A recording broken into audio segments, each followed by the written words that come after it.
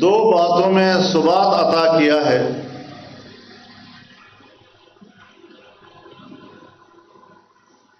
کہ نہ ہم نے اپنے اکابر و اسلاف کے عقیدے و نظریے پر کوئی سودا کیا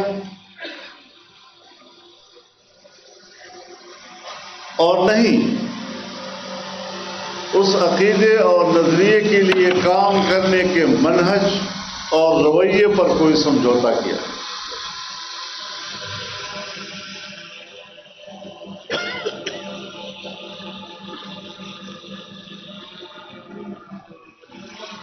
پاکستان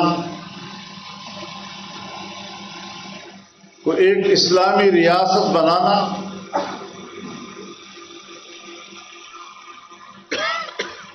آئینی طور پر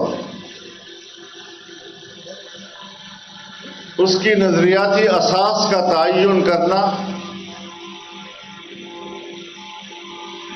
یہ ہمارے اکابرین کا پارلیمانی کردار ہے۔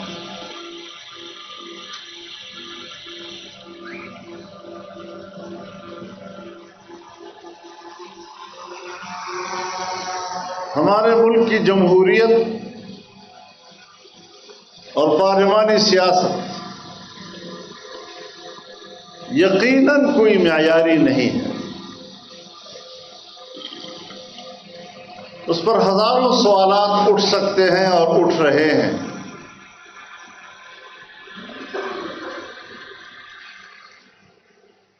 لیکن اگر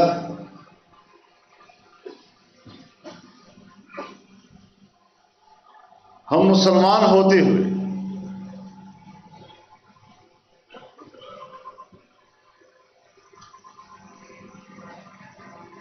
دین اسلام کے حوالے سے ہماری زندگی میں کمزوریاں آ جائیں تو کیا ہم اسلام سے دستبردار ہو جائیں گے؟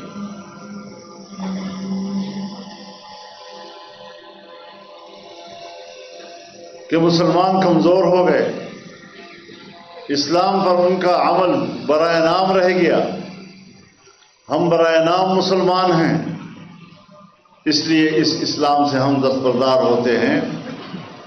کمزوریوں کی بنیاد پر نظام سے اور عقیدے سے دستبردار نہیں ہوا جاتا، بلکہ اس کے استحکام کے لیے اور اس کو مؤثر بنانے کے لیے جدوجہد جاری رہتی ہے، اور الحمدللہ وہ جدوجہد آج بھی جاری ہے اور کل بھی جاری رہے گی۔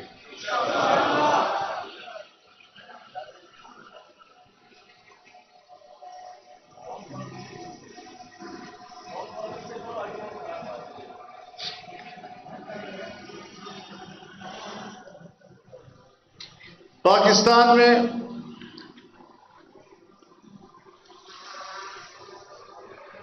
ایک بہت بڑا مذہبی طبقہ موجود ہے،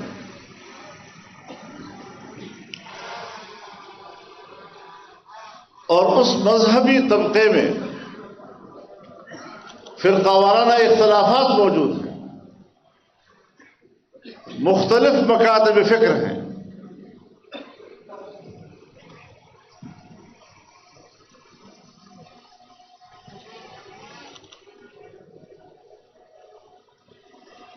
اور مذہب بیزار لوگ ہمیشہ یہی اعتراض کرتے ہیں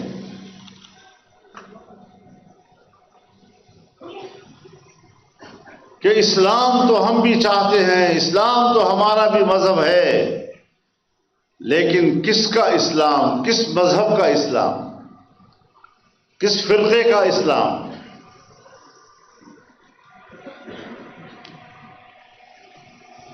یہ بھی اعتراض کرتے ہیں کہ اگر ریاست اور مذہب کو جوڑ دیا جائے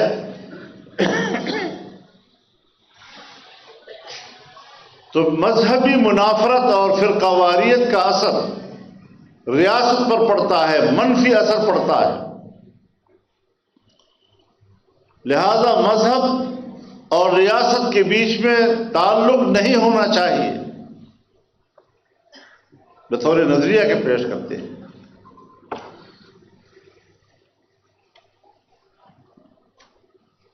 اور ہماری پارلیمانی زندگی میں ایسے مواقع آئے ہیں جہاں یہ موضوع زیر بحث آیا ہے.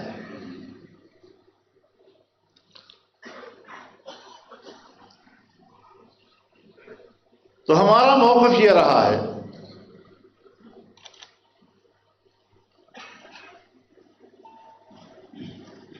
کہ تمام مذہبی مکاتب فکر کی جو سیاسی قیادت ہے، ان کی سیاسی قیادت نے ہمیشہ مذہبی ہم آہنگی کا کردار ادا کیا ہے.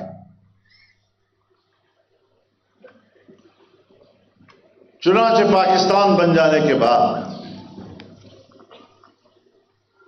جو سب سے اولین دستاویز ہمارے پاس آئی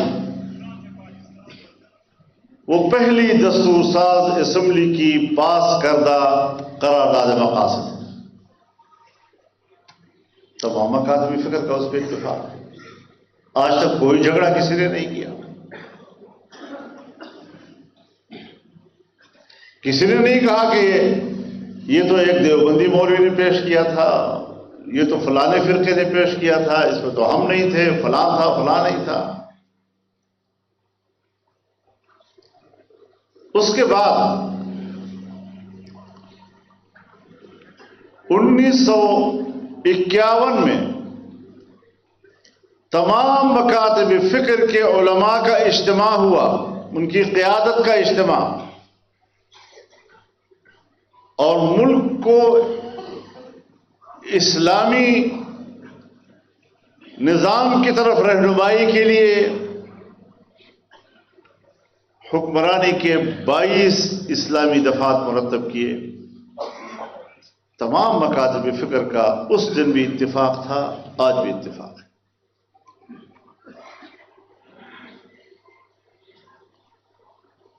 آئین پاکستان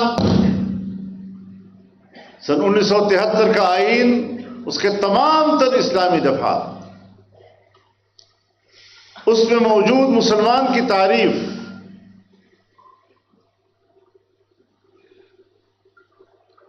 قرآن و سنت کے حوالے سے قانون سازی کا معاملہ،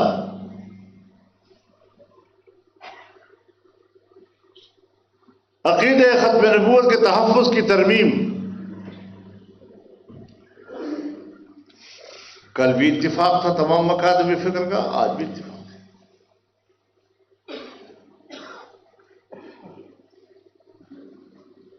کس فرقے کے عقائد اور اس کی فقہ کے تابع ہونا چاہیے نظام،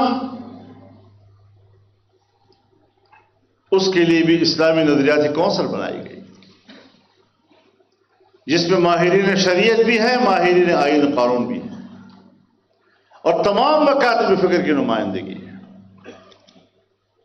اور آج تک جتنی سفارشات قانون سازی کے لیے مرتب ہوئی ہیں، 99% سفارشات پر اتفاق ہے، کونسل کے اندر بھی تمام مکاتب فکر کا اور کونسل سے باہر بھی تمام مکاتب فکر کا.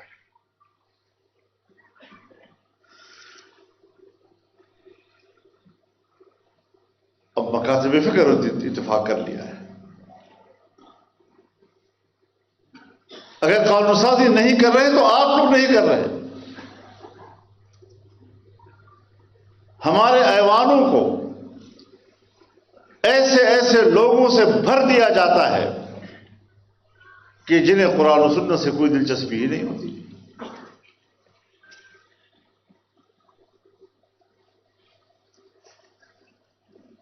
سفارشات بھی موجود ہیں. ایک سفارش پر نہ آج تک بحث ہوئی ہے اور نہ قانون سازی ہوئی ہے. ذمہ دار کون ہے؟ پھر بھی علماء ذمہ دار ہیں. ہاں، ہماری سوسائٹی میں فرقہ وارانہ عناصر موجود ہیں، اس حقیقت کا انکار نہیں کیا جا سکتا.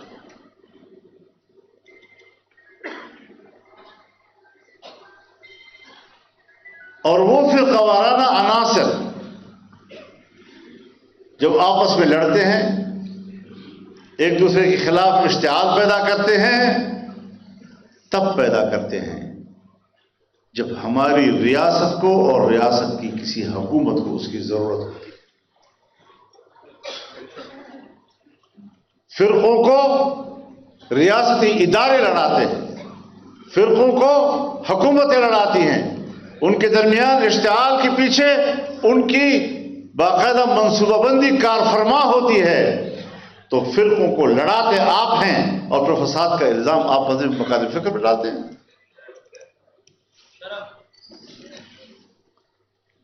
ان باتوں کو ذرا سمجھنا چاہیے.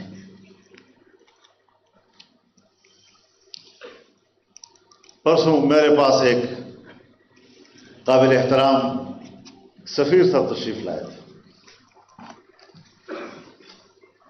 بہت سی باتوں میں انہوں نے قرم ایجنسی کا ذکر کیا. بہت سی باتوں میں انہوں نے قرم ایجنسی کا ذکر کیا، وہاں کے فسادات کی طرف اشارہ کیا. تو میں نے کہا کہ اب آپ یہ سوال کرنا چاہیں گے کہ یہ شیعہ سنی فساد ہے؟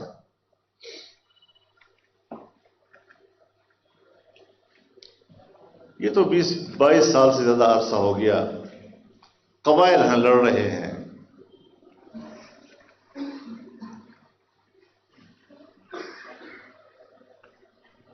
لیکن اگر یہ شیعہ سنی فساد ہے تو میں نے کہا قرم ایجنسی سے تھوڑا سا نیچے آئیں تو ہنگو آتا ہے. یہ علاقہ بھی شیعہ سنی کا علاقہ ہے. اس سے تھوڑا آگے آئیں تو خالصتاً شیعہ آبادی آتی ہے. ان کے بالکل بیچ میں سے سڑک گزرتی ہے، کوہاٹ کی طرف آتی ہے. پھر کوہاٹ آ جائیں تو وہاں پر بھی شیعہ سنی معاملہ ہے. ماضی میں فسادات بھی ہوئے ہیں. یہ کیا وجہ ہے کہ قرم میں جھگڑا شیعہ سنی کا ہے، آگ جل رہی ہے اور اس کی گرمی نہ ہنگو تک پہنچتی ہے، نہ کوہاٹ تک پہنچتی ہے اور کراچی تک پہنچ جاتی ہے.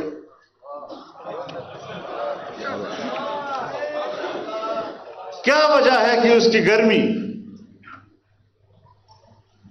ہنگو اور کوہاٹ تک نہیں پہنچتی اور لکھنؤ تک پہنچ جاتی ہے؟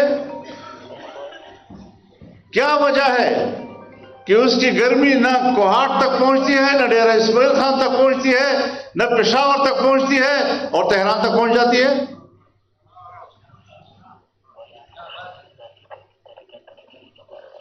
تو ہم مقامی لوگ ہیں، ہمیں پتا ہے کہ اس مسئلے کی بنیاد کیا ہے اور اس کے مسئلے کے حل کے راستے کیا ہو سکتے ہیں. لیکن جو لوگ مسئلے کو اشتعال دے رہے ہیں، ایک فرقے کی تنظیم کراچی میں پریس کانفرنس کرتی ہے، دوسری تنظیم اسلام آباد میں پریس کانفرنس کرتی ہے، تو ان کو کون آگے کرتا ہے؟ کس کے اشاروں پہ آگے آتے ہیں؟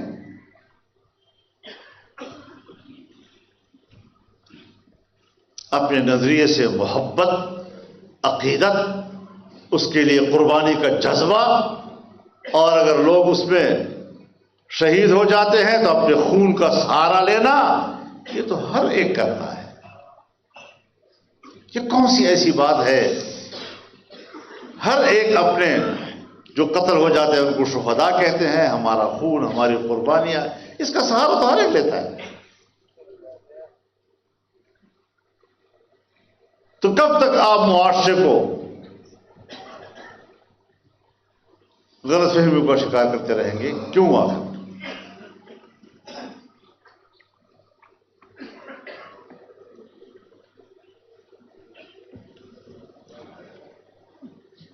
میرے پاس بھی کچھ وفود آئے تھے، اہل سنت کی طرف سے بھی آئے، اہل تشیع کی طرف سے بھی آئے. جو ہی ہم نے اس کے لیے ایک راستہ بنایا، اگلے دن دوبارہ فسادات شروع ہو گئے. جب ہم ان کے معاملات کو سیدھا کرنے کے لیے متوجہ ہو جاتے ہیں تو آگ بھڑک اٹھتی ہے. پیغام دیا جاتا ہے کہ آپ کون ہوتے ہیں مسئلے کو ٹھنڈا کرنے والے؟ ہم تو اس کو اشتعال دلا رہے ہیں، شعلے کو اٹھا رہے ہیں، فائدہ کیا ہوگا اس کا؟ لیکن ہم اپنی کردار کو قرآن کریم کی اصولوں کی نظر میں طے کرتے ہیں۔ قرآن کریم واضح طور پر کہتا ہے کلما اوقدوا نارا للحرب اطفأها اللہ، جب بھی ان لوگوں نے جنگ کی آگ بھڑکائی اللہ نے بجھائی۔ سو اللہ کا کام بجھانا ہے تو ہم اللہ کے نمائندے، اور تمہارا کام شیطانوں والا ہے، تم شیطانوں کے نمائندے، تمہیں اپنا کام مبارک، ہمیں اپنا کام مبارک۔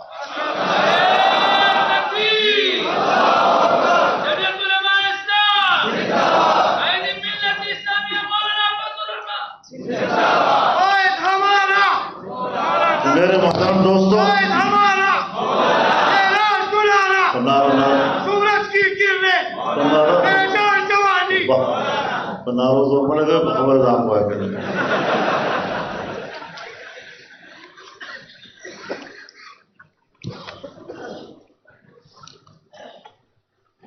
لیکن میرے محترم دوستو، ہماری جو پارلیمانی جدوجہد ہے، کیا حالات بنے یہاں پر؟ فرقواریت کی بنیاد پر لوگوں کا کتنا خون کیا گیا۔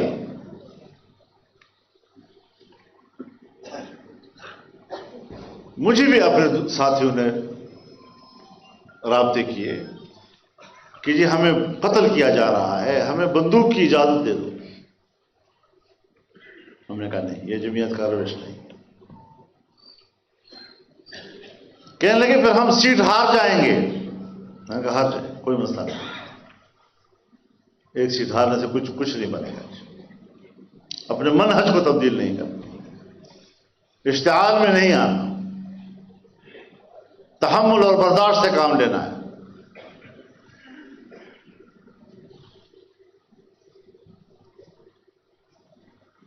آج اگر مدارس پاکستان سے وابستہ ہیں، آج اگر علماء پاکستان سے وابستہ ہیں، آئین سے وابستہ ہیں، قانون سے وابستہ ہیں، ملک کے ساتھ وفاداری کا اظہار کر رہے ہیں، پھر سزا کس چیز کی ان کو دی جا رہی ہے؟ تمام تر وفاداریوں کے باوجود اگر اس طبقے کو دیوار سے لگایا جا رہا ہے تو پھر مان لو کہ نہ مولوی دہشت گرد ہے، نہ مدرسہ دہشت گرد ہے، نہ یہ دہشت گردوں کے مراکز ہیں، لیکن الزام چسپاں کر دو تاکہ اس الزام کے سہارے پر تم ان کو دیوار سے لگاؤ اور دنیا کو تسلی دو کہ ہم تو پاکستان میں دہشت گردی سے جنگ لڑ رہے ہیں، اور پھر اس عنوان سے ڈالر کماتے رہو۔ ہمارے خون پر ڈالر کماتے ہو، تمہیں شرم نہیں آتی؟ پاکستان کے اقتصاد چلے گا اس بات پر کہ تم مدارس کا کو کھنڈرات بناؤ، علماء کا قتل عام کراؤ، انہیں آپس میں لڑاؤ، انہیں دہشت گرد کہو، ان کے حقوق پامال کرو، ان کو انسانی حقوق سے محروم کر دو۔ سو ہم نے برداشت کیا، ہم بھی وقت کا انتظار کرتے رہے، پھر 26ویں ترمیم پر آ کر پھنسے یا نہیں؟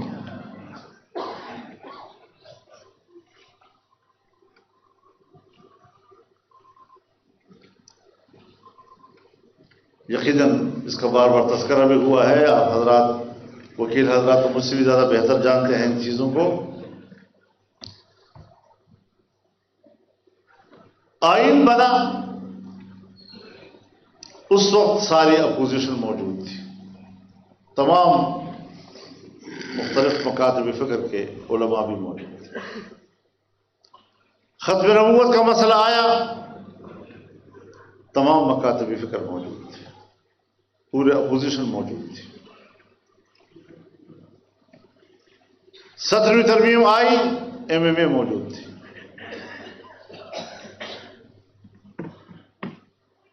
18ویں ترمیم آئی، ساری اسمبلی موجود تھی. لیکن 26ویں ترمیم کے مسئلے پر بمقابلہ حکومت کے صرف جمعیت علماء اسلام تھی، اکیلے.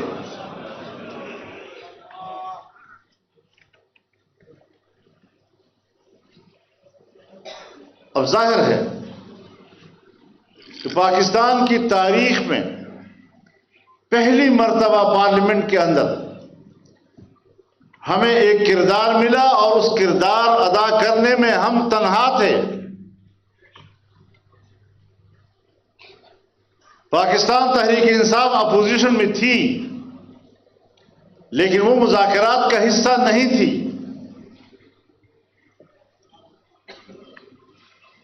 ہم ان کو قدم بقدم صورتحال سے آگاہ کرتے رہے، ان کو اعتماد میں لیتے رہے.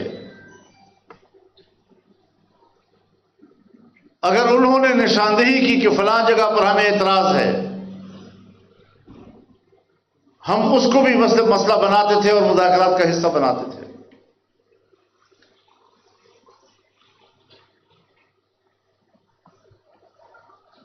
اب اس میں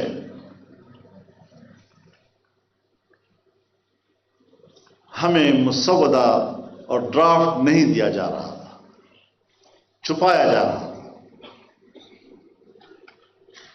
اور جب مہیا کیا گیا اور ہم نے اس کو دیکھا تو سب سے پہلے حملہ آئین کے آرٹیکل 8 پر ہوا، جو ہمارے عام آدمی کے انسانی حقوق کا تحفظ کرتا ہے. اور جب کوئی بھی قانون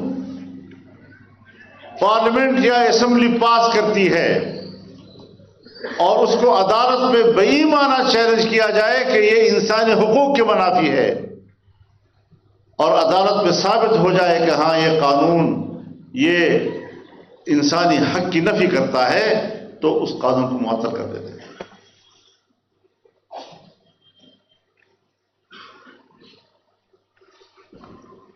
یہاں پر ایک چھوٹا سا استثناء ہے کہ اگر کوئی شخص آئین کا انکار کرے، فوج سے بغاوت کرے وغیرہ وغیرہ، چھوٹے سے استثناء کے ساتھ.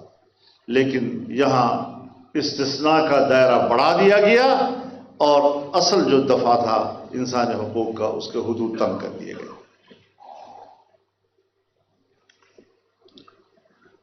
تو ہم نے انکار کر دیا کہ یہ نہیں ہو سکتا،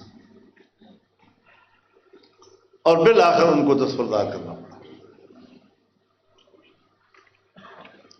ہماری عدالتوں کو کھلونا بنایا گیا، یہاں تک کہ ہائی کورٹ کے ججز کو تبدیل کرنے کا اختیار بھی حکومت اپنے ہاتھ میں لے رہی تھی کہ اگر ان کو اندازہ ہو کہ یہ جج میرے حق میں فیصلہ نہیں کرے گا تو اس کو تبدیل کر دیا جائے، اس کی جگہ اپنا وفادار لایا جائے. کتنی بری بات ہے کہ پاکستان کی عدلیہ پر یہ چھاپ پڑ جائے کہ اس کا فلانا جج جو ہے وہ ایک پارٹی کا وفادار ہے اور دوسرا جج دوسری پارٹی کا وفادار ہے. اس پر میں نے پارلیمنٹ میں تقریر کی اور میں نے عدالت کے حوالے سے اس روش پر تنقید کی تھی. عدالتوں کو، جج کو سامنے رکھ کر آپ فیصلے کریں گے، جج کو سامنے رکھ کر آپ آئینی ترمیم کریں گے، آپ لائیں عدالتی اصلاحات لائیں. عدالتی اصلاحات یہ تھی کہ جی ملٹری کورٹ بنائے، کورٹ کو یہ حق دے، کورٹ کو یہ حق دے، کورٹ کو یہ حق دے. اور یہاں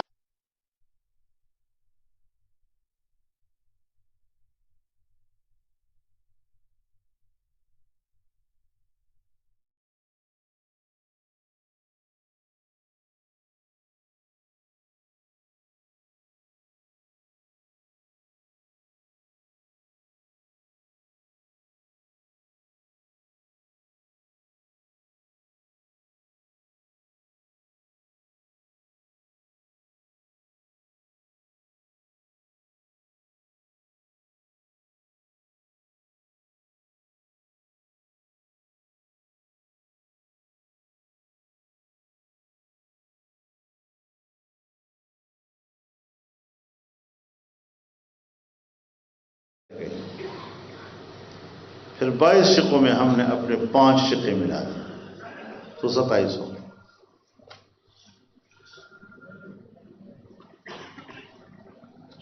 اب کورٹ نے فیصلہ کیا تھا، وفاقی شرعی عدالت نے فیصلہ کیا تھا کہ 31 دسمبر 2027 تک سود کا خاتمہ ہوگا۔ تمام اداروں کو ہدایات دی گئی کہ آپ اپنے ادارے کے اندر کے مالیاتی نظام کو، بینکوں کو ہدایات دی گئی کہ آپ اپنے اندر کے تمام مالیاتی نظام کو 31 دسمبر 2027 تک سود کی علائش سے پاک کریں گے۔ یہ کورٹ کا فیصلہ تھا۔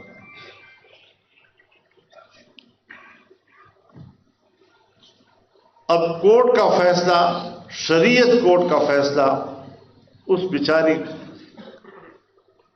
کے فیصلے کی اتنی ہی وقت ہے کہ فیصلہ تو دے دیا، لیکن اگر کسی نے سفید کاغذ پر بھی اپیل لکھ کر سپریم کورٹ میں دائر کر دی یا اس کی شریعت اپیلٹ بینچ میں دائر کر دی، مقدمہ فیصلہ رک گیا۔ کوئی پابندی نہیں ہے سپریم کورٹ پر کہ وہ اس پر سماعت کب کرے، ان کی نظر ثانی اپیل کب سنے، کوئی پابندی اس کی نہیں ہے۔ یوں سمجھے کہ شرعی عدالت کا فیصلہ عدالت ہی نہیں۔ وفاقی شرعی عدالت کا اپنا جج اپنے کورٹ کا چیف جسٹس نہیں بن سکتا۔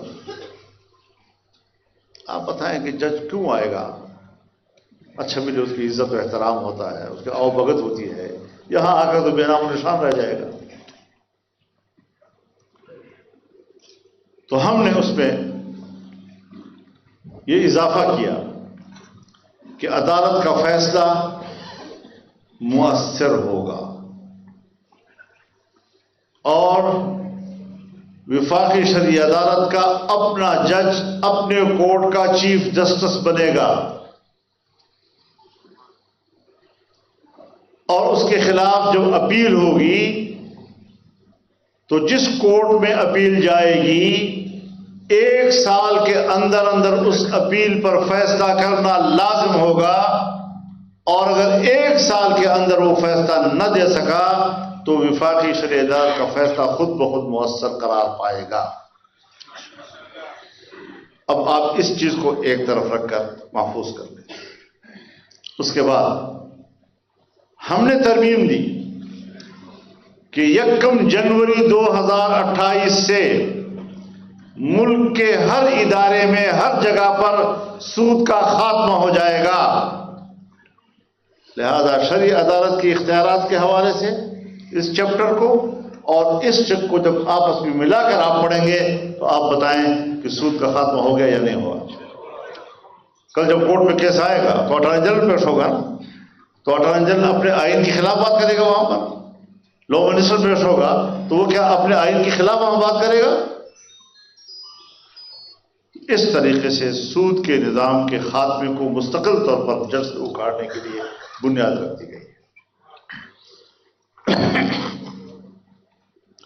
بس اتنا ہے کہ یہ میدان ذرا حوصلہ چاہتا ہے۔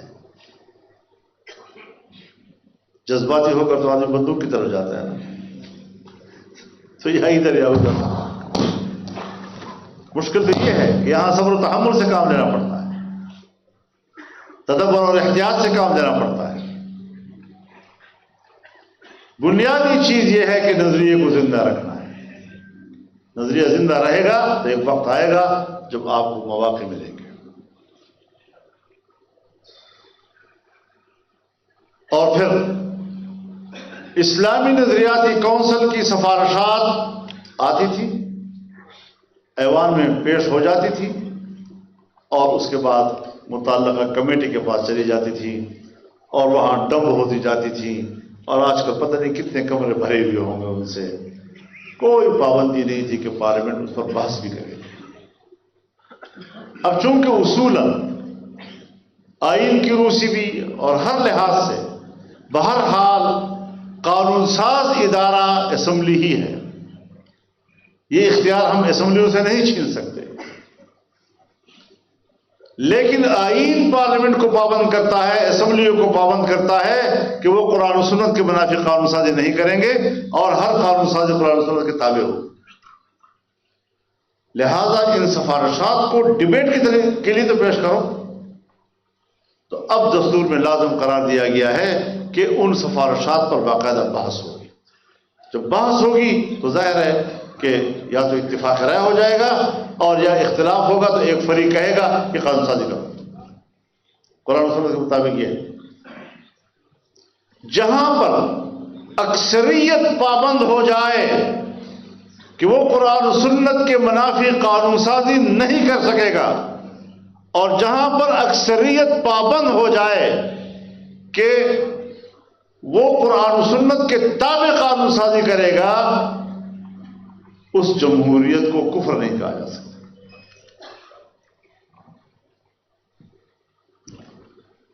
ہاں آپ سمجھتے ہو کہ عمل کدھر ہے؟ تو مسلمان اگر دین پر عمل نہ کرے تو کافر ہو جاتا ہے. کافر تو پھر بھی نہیں ہے. کلمہ کو تو کہا جائے گا، جنازہ تو پھر بھی پڑھا جائے گا اس کا.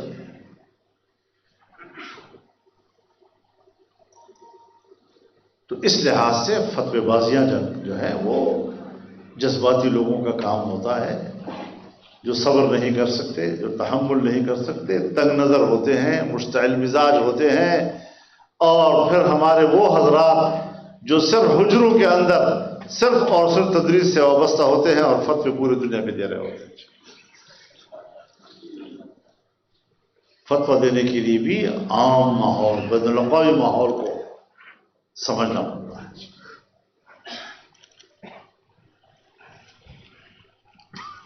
تو میرے بھائیوں، لوگوں کو شعور دو،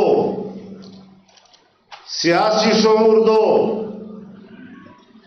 حضرت مولانا ابو الحسن علی ندوی فرماتے ہیں کہ تہجد گزار آدمی بھی اگر لوگوں کو سیاسی شعور نہیں دے گا تو تہجد تو دور کی بات ہے، 5 وقت کی نماز بھی لوگوں کو نصیب نہیں ہوگی. وہ دین سے ناتعلق ہو جائے گا. ان پہلوؤں پر ہمیں نظر رکھنی ہے. یہ کس کی ڈیوٹی ہے؟ یہ آپ حضرات کی ڈیوٹی ہے. جمعیت علماء اسلام کا رکن بننے کے بعد یہ آپ کی زندگی کا مقصد بن جاتا ہے.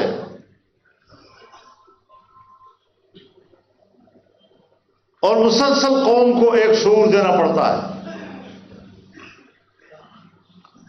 سو یہ ملک بھی ہمارا ہے، یہ آئین بھی ہمارا ہے، یہ نظام بھی ہمارا ہے. لیکن بدقسمتی یہ ہے کہ ہمارے حضرات تو کہتے ہیں کہ یہ ووٹ دینا یہ بیعت ہے.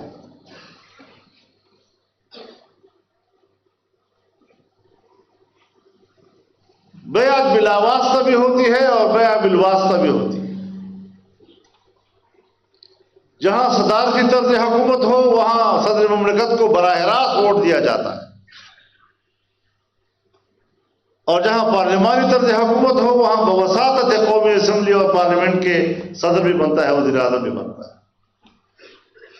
اب بیعت جیسا ایک مقدس فریضہ، لوگ ووٹ ایک کینڈیڈیٹ کو دیتے ہیں، بکسا کھلتا ہے تو کسی اور کے لیے کھلتا ہے. ابھی تھوڑا عرصہ ہوا ہے، مہینہ بھی نہیں ہوا ہوگا اس کا شاید. بلوچستان کے ہمارے ایک حلقے میں ہمارے ساتھی نے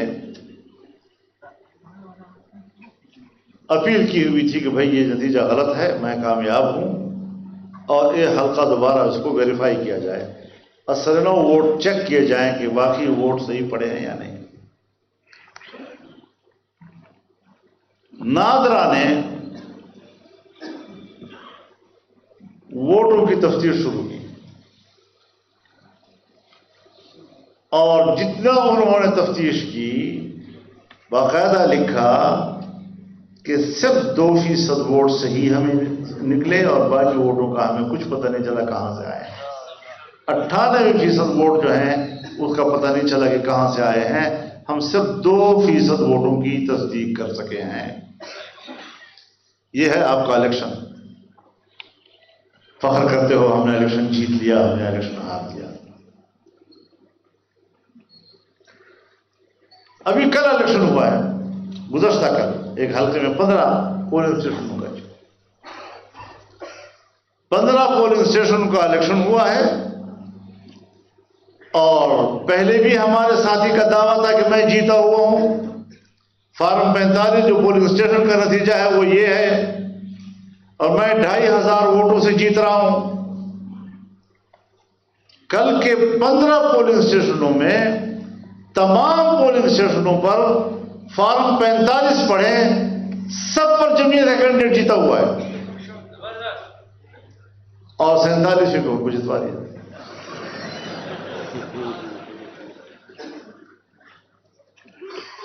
میں نے کچھ لوگوں سے رابطہ کیا، میں نے کہا صاحب وہاں پر ہمارے صوبائی امیر ہیں اور ہمارے کامران مرتضیٰ صاحب ہیں، باہر کھڑے ہیں، ان کو آپ اندر جانے دیں تاکہ RO DRO سے ملے ہو. بالآخر ان کو جانے دیا گیا، لیکن اندر نہ DRO ملا نہ RO ملا. ڈپٹی کمشنر جو اس وقت نہ RO تھا نہ DRO تھا، اس نے اسے ریسیو کیا، دفتر میں بٹھایا، چائے پلائی، اور چائے پلانے کے بعد باہر لا کر کہا کہ اس دیوار پر آپ دیکھیں، دیوار کو دیکھو تو وہ 47 فارم چپکا ہوا تھا اس کے اوپر چسپاں. اس کو پڑھ کر انہوں نے کہا یہ تو نتیجہ ہمارے خلاف ہے، لیکن ہمارے پاس تو یہ فارم ہے. بس ٹھیک ہے آپ جائیں، بس مہربانی ہو گیا. یہ آپ کا الیکشن ہے. اب اس الیکشن کو ہم تسلیم کریں؟ آپ کے اپنے اس خیبر پختونخوا کے صوبے کا الیکشن یہ فارم 47 کا ہے، جھوٹا الیکشن ہے، اور جھوٹی حکومت یہاں بیٹھی ہوئی ہے.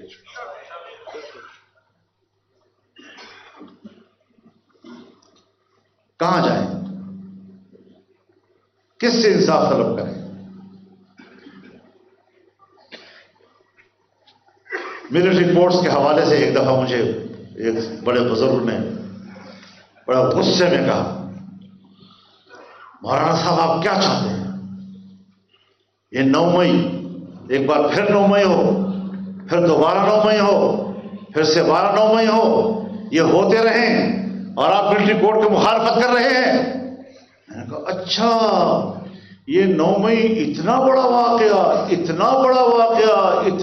واقعہ ہے کہ اس کے بدلے میں صوبے کی حکومت بطور انعام کے آپ ان کو حوالے کر دی.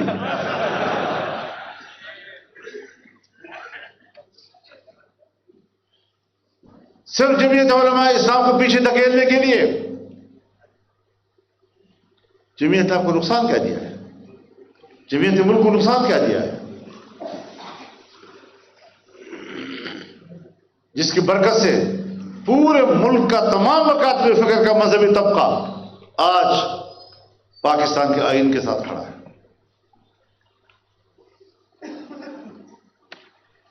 ان کو آپ پیچھے دھکیل رہے ہیں. ہر بات پر آپ کہتے ہیں جی امریکہ مداخلت. ابھی قرارداد پاس کی سمجھ میں، امریکہ مداخلت، غیر ملک کی مداخلت کو ہم نہیں مانتے. ادھر یہ قرارداد پاس کی، ادھر صدر مملکت نے ایک اعتراض بھیجا ہمارے سوسائٹیز ایکٹ والے قانون پہ کہ جی اس میں تو FATF اور IMF ناراض ہو سکتے ہیں. وہ کم وقت میں نے کہا پرسوں تم نے قرارداد پاس کی کہ ہم بین الاقوامی مداخلت نہیں مانتے، اور امریکہ کے بارے میں کی، اور امریکہ کے اس بات پہ کی ہے جب PTI کے حق میں انہوں نے وہاں اسمبلی میں قرارداد پاس کی تھی. اسمبلی کی قرارداد ایک عوامی چیز ہوتی ہے، وہ سرکاری حیثیت نہیں رکھتی، وہ حکومت کا موقف نہیں ہوا کرتا. تب بھی آپ نے کہا کہ بیرونی مداخلت نہیں ہونی چاہیے، اور یہاں تو آپ بین الاقوامی اداروں کے حوالے سے ہمیں ڈرا رہے ہیں، ہمیں بلیک میل کرتے ہو. ہم نے کہا آئین سے جان نہیں چھڑائی جا سکتی. اب یہ ایکٹ بن چکا ہے. صدر صاحب نے ایک اعتراض بھیجنا ہے. 21 اکتوبر 2024 کو ان کے پاس ایکٹ گیا، اس نے اس دن اس پہ دستخط کرنے تھے، سب پہ دستخط ہو گئے سوائے مدارس والے ایکٹ کے. اور 28 تاریخ کو یعنی 28 اکتوبر کو انہوں نے ایک اعتراض بھیجا. اب 10 دن کے اندر ایک اعتراض کا اس کو حق ہے. وہ 28 کو بھیج دیا. اس کا معنی یہ ہے کہ یہ بھی موصول ہو چکا تھا. 28 کو اعتراض لگانے کا معنی یہ ہے کہ آپ کو ریسیو ہو چکا ہے. اب اس پر اسپیکر نے آپ کو جواب دیا کہ آئین کے آرٹیکل فلانا اور رولز کے آرٹیکل فلانے کے تحت یہ لفظی غلطی ہے جس کی اصلاح کر کے میں بھیج رہا ہوں. اور سینٹ کے چیئرمین نے بھی دستخط کیے اور صدر نے کوئی اعتراض نہیں کیا. خاموش. نے یہ کہا کہ جوائنٹ سیشن بلاؤ، نے یہ کہا کہ یہ میرے تسلی کے لیے کافی نہیں ہے، نہ اس پر کوئی پریس کیا اس کو، نہ اس پر کوئی زور دیا اس نے. اور پھر جا کر 13 نومبر کو 8 اعتراضات بنا کر بھیجتا ہے. 8 اعتراضات. بھائی پہلے تو آپ کو دوسرے اعتراض کا حق نہیں ہے. پھر اگر دوسرے اعتراض کا حق ہے تو 10 دن کے اندر ہے. آپ کو تو 13 کو جا رہے ہیں. آپ اتنی تاخیر کے ساتھ آپ کو حق نہیں پہنچتا ان لحاظ سے. اب انہوں نے کہا نہیں. وزیر صاحب نے اسمبلی میں کہا جوائنٹ سیشن ہونا چاہیے تھا. میں نے کہا ہونا چاہیے تھا یہ آپ کا کام نہیں ہے. ہونا چاہیے تھا یہ صدر مملکت کا کام ہے، کیونکہ وہ پارٹ آف دی پارلیمنٹ ہے اور یہ رابطہ پارلیمنٹ اور صدر کے درمیان ہوگا. وزارت بھی اسپیکر سے بول رہی ہے، اس پر اسپیکر بات کرے، کیونکہ یہ کارسپونڈنس ان کی جو ہے وہ اسپیکر کے ساتھ ہوا کرتی ہے. اور جو ادارہ آخر میں قانون پاس کرتا ہے صدر مملکت کے ساتھ اور پریزیڈنسی کے ساتھ وہی رابطے میں رہتا ہے. تو قانون قومی اسمبلی میں آخر میں پاس ہوا تو اس کا فرض ہے کہ وہ رابطے میں رہتا ہے. تو اس نے نہ زور دیا نہ پوچھا ہے. آپ نہ تمہیں میں نے وکیل بنایا، خود بخود وکیل بنتے ہو. جوائنٹ سیشن ہونا چاہیے تھا، اس پہ ڈبیٹ ہو سکتی ہے. میں نے کہا کوئی ڈبیٹ نہیں ہو سکتی. ڈبیٹ تب ہوتی اگر وہ اعتراض کرتا. جب وہاں سے کوئی اعتراض نہیں آیا پھر اس کے بعد ایک میٹنگ ہوئی. اس میٹنگ میں ایک اور دلیل پیش کی. وکیل صاحبان آپ ذرا سوچیں اس دلیل کو، آپ کو بھی پتہ چل جائے گا کہ آپ نے کیا قانون پڑھا ہے. کہتے ہیں صاحب وہ جو آپ کہتے ہیں نا یہ 8 اعتراض وقت کے بعد آئے ہیں، وہ 8 اعتراضات دراصل وہ پہلے اعتراض کی کنٹینیوٹی تھی. اب میں نے کہا یہ کنٹینیوٹی، اس کا کوئی آئینی حوالہ، کوئی رولز کا حوالہ، کوئی قانون کا حوالہ، کہاں سے کنٹینیوٹی آپ نے نکال لی ہے؟ کوئی جگہ حوالہ ہے آپ کے پاس؟ اور میں نے کہا یہ آپ سیاسی لوگ ہیں، اس طرح کی روایات آپ قائم کریں گے؟ آج اگر ایک اعتراض کے بعد دوسرا کنٹینیوٹی ہے اور یہ مثال اور نظیر قائم ہو گئی تو پھر آپ کے لیے گلے پڑے گی یہ کہ پھر اس کے بعد تیسرا بھی کنٹینیوٹی ہوگا، چوتھا بھی کنٹینیوٹی ہوگا، پانچواں بھی کنٹینیوٹی ہوگا اور اس آئین کی دھجیاں اڑ جائیں گی اس حوالے سے. تو انہوں نے کہا جی آپ کی بات وزن ہے، ہم اپنی بات چھوڑ رہے ہیں. چھوٹی پڑی گی آپ ہے کیا؟ ایکٹ بن چکا ہے. انہوں نے کہا جی اس ایکٹ میں ہم ایک ترمیم شامل کرنا چاہتے ہیں. میں نے کہا ترمیم بعد میں لائیں گے، پہلے اس کی گزر کرو، پہلے اس کا گزر کرو، یہ ایکٹ ہو چکا ہے. تب جا کر ہم نے اس کو گزٹ پہ آمادہ کیا، گزٹ ہوا. اس کے بعد 1 تاریخ کے فاصلے سے انہوں نے آرڈیننس جاری کیا، کیونکہ اسمبلی تو ہے نہیں. اب آرڈیننس میں انہوں نے حضرت پھر گڑبڑ کی. وہ جو محنت ہم نے کی تھی اس پر پانی پھیر دیا تھا انہوں نے. ہمارے پاس ہے، انہوں نے کہا اس کو نہیں مانتے، واپس کرو. یعنی ایسی ایسی چیزیں ہمارے پاس آتی تھیں کہ بخدا انگلیوں سے پکڑنے کی تو دور کی بات، چمٹی سے بھی پکڑنے کے قابل نہیں ہوتی تھی. اور یہ ہمارے انٹلیکچوئل تھے. کہاں سے یہ چیزیں آتی تھی، کیوں آتی تھی ہمارے پاس؟ ہم نے کہا جو مدارس سرکار کے وزارت تعلیم کے تحت ہیں، ان مدارس میں بچے بھی بچے ہی پڑھتے ہیں، ہم ان کی تعلیم ضائع نہیں کرنا چاہتے. بادل نافاذ ہر چند کے غلط ہیں. اگر کوئی مدرسہ وہاں رجسٹر ہونا چاہتا ہے بسم اللہ. لیکن سوسائٹی ایکٹ کے تحت رجسٹریشن اس کا کوئی تعلق نہیں. اب آپ مولوی صاحبہ میں تو سادہ لوگ ہیں نا، مولوی صاحبہ کو کہا گیا یہ تو تعلیمی ادارے ہیں تو وزارت تعلیم سے ہی نسبت بنتی ہے. اور میں نے کہا یہ تو چلو مدرسہ ہوا، تعلیمی ادارہ ہوا، ایک شخص کارخانہ بنا رہا ہے، ایک شخص ہسپتال بنا رہا ہے، ایک شخص کوئی اور ادارہ پرائیویٹ بنا رہا ہے، تو وہ پھر اپنے اپنے محکوموں کے ساتھ رجسٹرڈ ہوگا.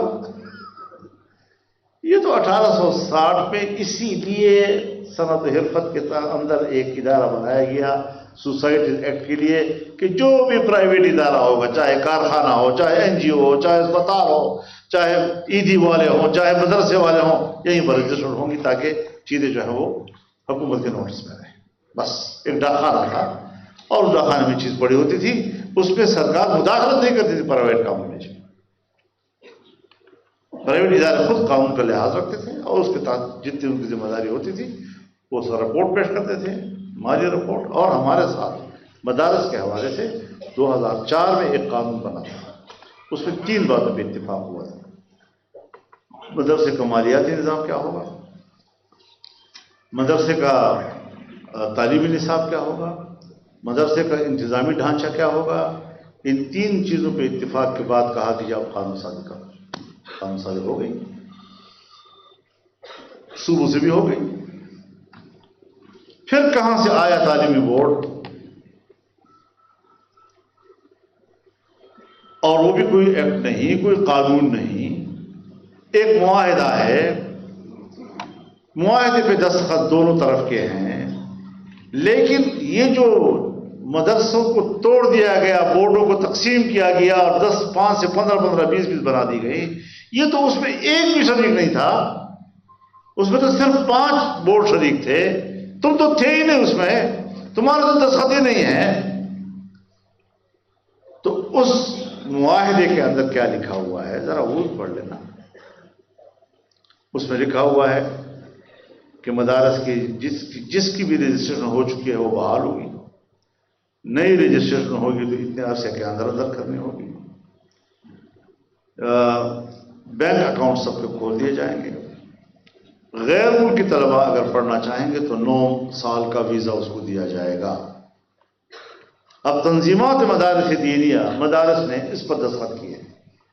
تنظیمات مدارس سے وابستہ کسی ایک مدرسے کی نہ رجسٹریشن بحال ہوئی، نہ نئی رجسٹریشن ہوئی، نہ آج تک اس کا بینک اکاؤنٹ کسی مدرسے کا کھلا، نہ کسی ایک غیر ملکی طالب علم کو ویزا ملا.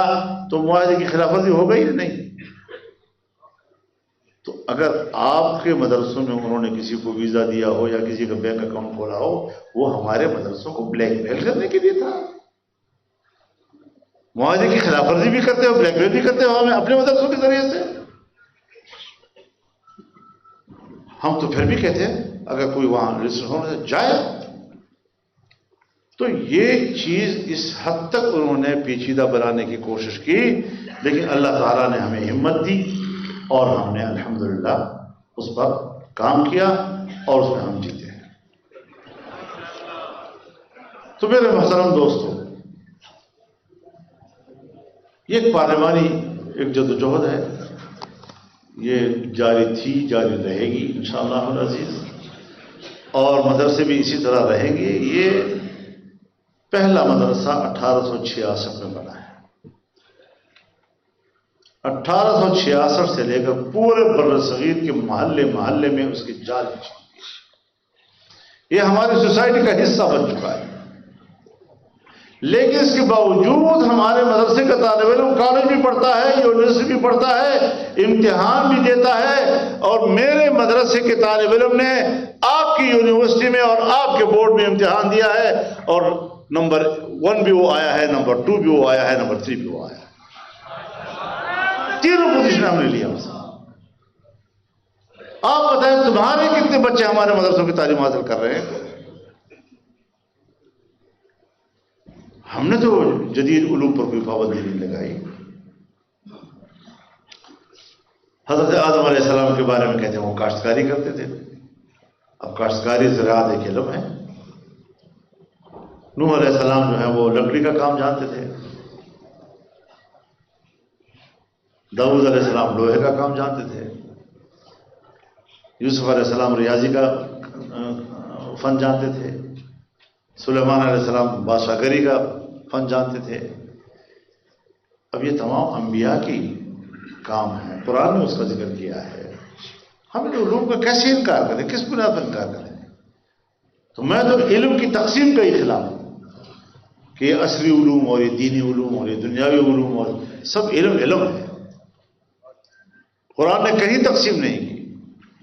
وعلم آدم الاسماء کلها، سب چیزیں کا علم انسان کو عطا کیا ہے اور سب کو علم کہا گیا۔ یہ تو انگریز نے تقسیم کی ہے۔ علی گڑھ مدرسے کا نصاب تبدیل کیا اس نے، قرآن نکالا، حدیث نکالا، فقہ نکالی، فارسی زبان نکالی، عربی زبان نکالی، اور ان کو تحفظ دینے کے لیے دوسرے مدرسے کو قائم کرنے پڑے گا۔ پاکستان بن گیا تب بھی آپ نے ہماری درخواست نہیں مانی کہ اب تو انگریز ہے نہ ہندو ہے، آؤ نصاب ایک کرتے ہیں تاکہ سب بچے ہمارے یکساں پڑھتے ہیں۔ یہ بیوروکریسی نہیں مانی، یہی اسٹیبلشمنٹ نہیں مانی۔ آج کس کے کہنے پر تم یہ خوبصورت معصوم الفاظ سے ہمیں ورگلا رہے ہو؟ ہم تو مین سٹریم میں لانا چاہتے ہیں۔ کس مین سٹریم میں؟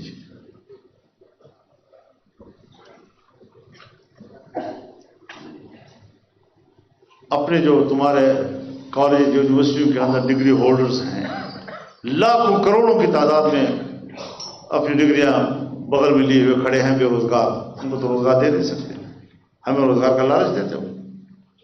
ہم بتائیں گے آپ کو۔ پشاور کا دارالعلوم الاسلامیہ جب آپ کے ہاتھ میں آیا تو اسلامیہ کالج بن گیا، اور آج اس کی کوئی مذہبی شناخت نہیں ہے، بس اسلامیہ کالج جو تمہارے ہاتھ میں آیا۔ جامعہ عباسیہ بہاولپور جس میں مولانا شمس الحق افغانی پڑھایا کرتے تھے، جامعہ شفیہ کے شیخ العزیز وہاں پڑھایا کرتے تھے، آج وہ عباسیہ کالج ہے، کسی قسم کی مذہبی دینی شناخت وہاں نہیں۔ اکاڑا میں ایک سکول تھا، سرکاری ہو گیا، آج اس کا نام و نشان نہیں۔ سندھ میں 2 مدرسے ہمارے نوٹس میں ہیں، جب وہ مدرسے سرکار کے ہاتھ میں آئے، ایک ہائی اسکول بن گیا، ایک کالج بن گیا۔ تو اب تک جو آپ کے ہاتھ میں کوئی مدرسہ آیا ہے دینی مدرسہ، اس کی تو شناخت ہی آپ نے ختم کر دی، سارے مدرسے کیسے آپ کو حوالے کریں؟ اور میں ایک بات اور بھی عرض کرنا چاہتا ہوں، ہم آج اس وقت 21ویں صدی سے گزر رہے ہیں۔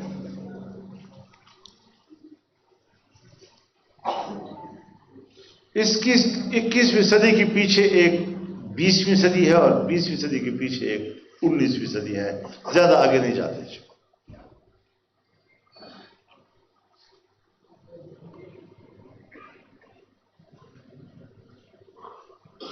اگر ہم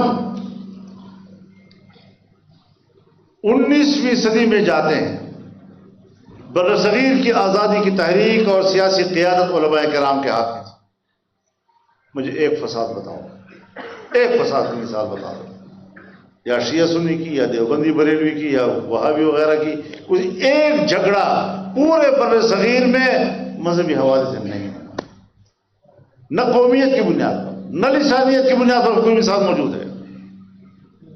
بادشاہ اقتدار کی جنگ ضرور لڑتے تھے، لیکن کوئی اس قسم کا سوسائٹی کے اندر جنگ نہیں تھی۔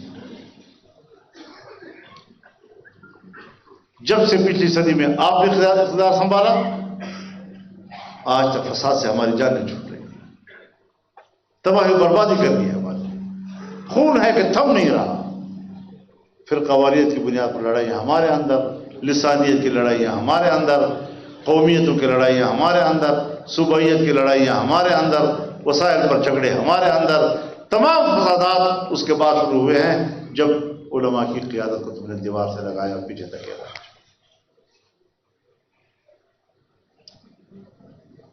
اگر مغرب کو مذہب سے شکوہ ہے تو اپنے مذہب سے کرے نا، مجھ سے کیوں کرتا ہے؟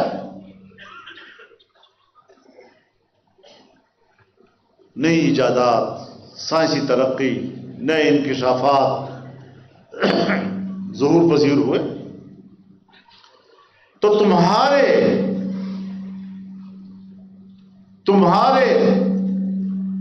کلیسا نے اور کلیسا کے اندر بیٹھے ہوئے تمہارے پوپوں نے تم پر کفر کے فتوے لگائے ہیں.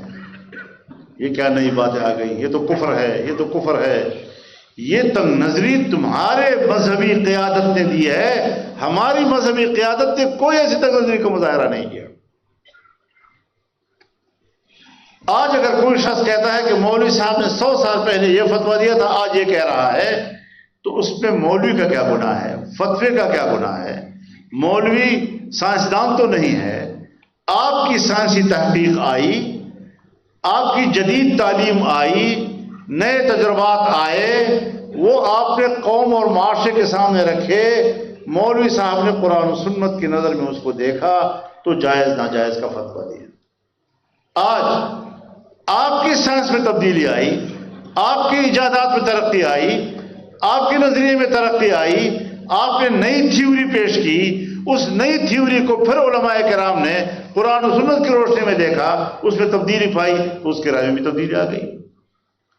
تو آپ کے نظریے اور تحقیق میں تبدیلی پہلے آئی ہے، میں نے تو اس کی بنیاد پر پھر اپنا فتویٰ تبدیل کیا ہے. علماء کرام تو جو چیز سامنے آتی ہے اس کی بنیاد پر رائے بناتے ہیں کہ یہ قرآن و سنت سے مطابقت رکھتی ہے یا نہیں رکھتی. لیکن مجھے تانا دے رہے ہو اور اپنے تحقیق کا نہیں رو رہے ہو. کبھی کہتے ہو زمین ساکن ہے، کبھی کہتے ہو آسمان ساکن ہے، کبھی کہتے ہو سورج متحرک ہے، کبھی کہتے ہو چاند متحرک ہے، کبھی کہتے ہو زمین متحرک. نہ تمہارا نظریہ ایک جگہ ٹھہرتا ہے نہ رکتا ہے. تو اس زمانے میں آپ نے جو فلسفہ دیا، ہمارے علماء نے اس طرح کی کتابیں لکھی. آج اگر نئی صورتحال میں تمام ستارے متحرک ہیں اور وہ اپنے اپنے دائروں میں گھوم رہے ہیں اور دن رات کے فرق آ رہے ہیں، تو ہم نے اسی کو تسلیم کیا. میں اگر مہینے کا حساب لگاتا ہوں قبری حساب سے کہ میرا روزہ تب آئے گا، میرا عید تب آئے گا، میرا حج فلاں مہینے میں آئے گا، لیکن میرا دن جو ہے وہ تو سارا سورج کی گرد گھوم رہا ہوتا ہے. میرا فجر جو ہے وہ سورج کے ساتھ تابع ہے، صبح کی نماز سورج کے ساتھ ہے، ظہر کی نماز سورج کے ساتھ ہے، عصر کی نماز سورج کے ساتھ ہے، مغرب کی نماز سورج کے ساتھ ہے. اور اسی طریقے سے دنیا جس طرح جاتی ہے اسی کے مطابق اوقات بدلتے رہتے ہیں.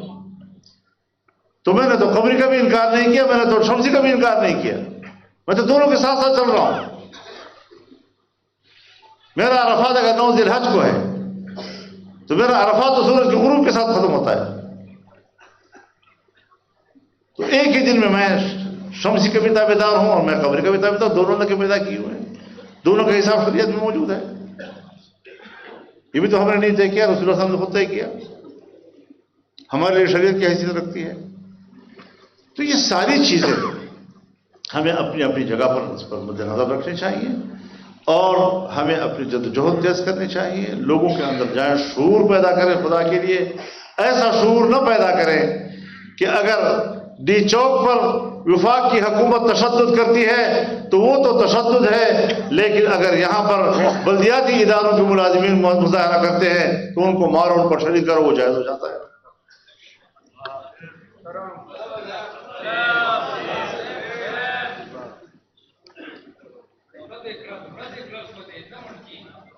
ہم نے تو وہاں بھی احتجاج کیا، ہم اس میں بھی احتجاج کریں. دونوں کو ایک ترازو میں رکھو. دھاندلی میرے حق میں ہوئی، اس پر بھی احتجاج ہونا چاہیے. کیوں مجھے غلط نتیجے دیے؟ تو جمہوریت کو بھی ٹھیک کرنا ہے، اپنے جمہوریت کے راستے سے دینی اسلام کے راستے بھی کھولنے ہیں، اعتماد بھی بحال کرنا ہے، دنیا کو سمجھنا ہے. آج یقین جانیے امریکہ کو اور مغربی دنیا کو سیاسی مولوی قبول نہیں. ان کا بھی یہ خیال ہے کہ بندوق والا مولوی اسلام کو تباہ کر رہا ہے. وہ بہانہ بنتا ہے کہ وہ جس مدرسے میں جائے گا مدرسہ بھی تباہ ہوگا، جس مسجد میں جائے گا مسجد بھی تباہ ہوگا. لیکن سیاسی مولوی نے مدرسے کو بھی بچا لیا، مسجد کو بھی بچا لیا، مولوی کو بھی بچا لیا، پگڑی کو بھی بچایا، داڑھی کو بھی بچا لیا ہے. یہ برا لگتا ہے اس کو.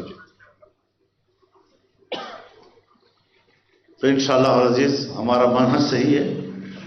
ہمارے ہاتھ میں جو امانت ہے اس کو قابو رکھنا ہے اور پرامن طریقے سے انشاءاللہ آگے بڑھنا ہے اور فتوحات حاصل کرنی ہے. کب تک تم یہ راستے اختیار کرتے رہو گے؟ کب تک یہ طریقے چلتے رہیں گے؟ یہ طاقت کے زور پر نتیجے تبدیل کرنا، الیکشن تبدیل کرنا، یہ چیزیں نہیں چلیں گی. ایک دن آئے گا کہ پھر تمہارا انجام بھی حسینہ واجد والا ہو جائے گا.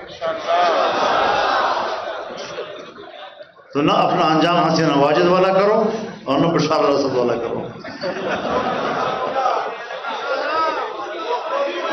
ہم بڑے اچھے انداز کے ساتھ جا رہے ہیں ان کے ساتھ. نشر نہ بولے اردو نشر پہ کیسے چلو کرنے کی کوشش میں دوبارہ ترجمہ نہ کروں گا سارا. تو اللہ تعالیٰ ہمیں اس پر عمل کرنے کی توفیق عطا فرمائے. ہم ایک سنجیدہ جماعت ہیں، سنجیدہ اصول کو دیکھتے ہیں اور آگے بڑھتے ہیں. اللہ تعالیٰ ہمیں خلوص نصیب فرمائے.